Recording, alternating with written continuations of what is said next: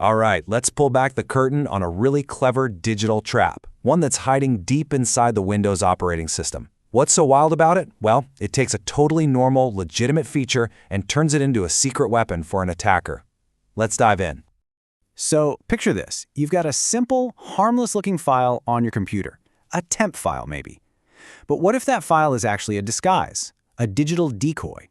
What if when a program with a lot of power, a lot of privileges, goes to open it, it gets secretly redirected to one of your system's most critical files? That's the heart of the trick we're going to unpack today.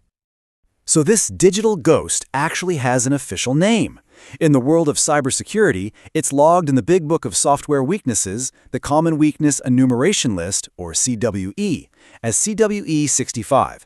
It's all about this Windows hard link weakness. Now, what's really insidious here is that we're not talking about a bug or a glitch in the usual sense. Nope, we're talking about a normal, intended Windows function that gets twisted for malicious purposes. And that's what makes this kind of attack so tough to spot. It literally hides in plain sight. It's a classic case of a tool being turned into a weapon. Okay, so to really get how this trap works, we've got to understand the attacker's tool of choice, something called a hard link. Now, I know, it sounds super technical, but the idea behind it is actually surprisingly simple. Think of it like this. You have a house, right? And that house has a street address. Pretty standard. But what if you could give that exact same house a second, completely different street address? Anyone using either address would end up at the very same building.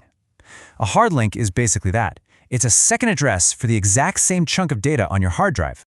And this is what makes a hard link so sneaky and so different from the normal shortcuts you have on your desktop.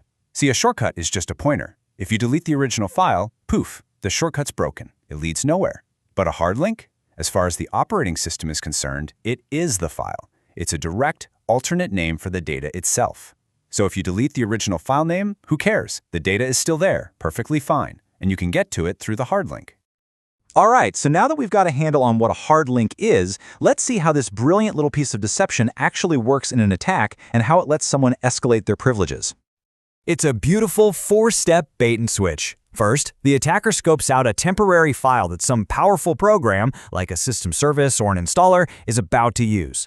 Step 2. In the split second after that file gets created, the attacker deletes it and plants a hard link right where it was, using the exact same name. Step 3. This new fake file, our hard link, it doesn't point to some boring temporary data. No, it points to a high-value target, like a critical system configuration file. And finally, the privileged program comes back, sees a file with the name it's expecting, and opens it up. But instead of writing temporary info, it ends up changing or reading a vital system file, all without ever knowing it's been tricked.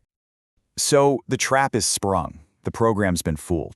What's the real damage here? Well, when you trick a program that has the keys to the kingdom, the fallout can be pretty direct and pretty severe. The damage really boils down to two huge problems. First, your confidentiality is toast. An attacker can trick the program into reading sensitive files and then leak that info back to them. Second, and maybe even more dangerous, the system's integrity gets compromised. The attacker can make that privileged program modify, corrupt, or even completely overwrite critical files, which could give them total control of the system. But get this, the deception goes even deeper. This quote, which is based on a real-world vulnerability, shows how attackers can use this trick to cover their tracks. Think about it. When security software is logging what's happening, it might just record that a program touched the harmless-looking decoy file. It would have no idea that the real target was a sensitive system file. It's like a criminal leaving a perfect set of fake footprints at a crime scene.